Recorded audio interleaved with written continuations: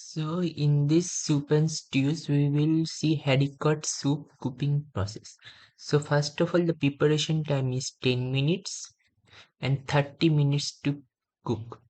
And as per nutrition facts, per serving which suggests 147 calories. It is healthy and dairy free. So please note down the ingredients: haricot beans, onions, turnips, 2 carrots, 2 sticks of celery, 1 teaspoon of mixed herb, parsley, butter, quarts of water, 2 quarts of water, pepper and salt to taste.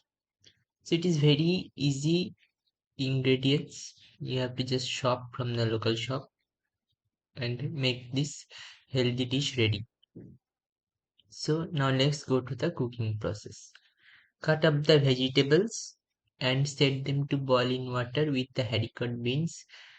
But you have to remember the haricot beans should be steeped overnight in cold water. Okay, so this is very important. And next you add the butter, herbs and seasoning. And next you have to cook all very gently for 3.5 to 4 hours, stirring occasionally. When the beans are quite tender, rub the soup through a sieve and add more water if needed. Then return to the saucepan and add the parsley chopped up finely and finally boil it up and serve. Thank you.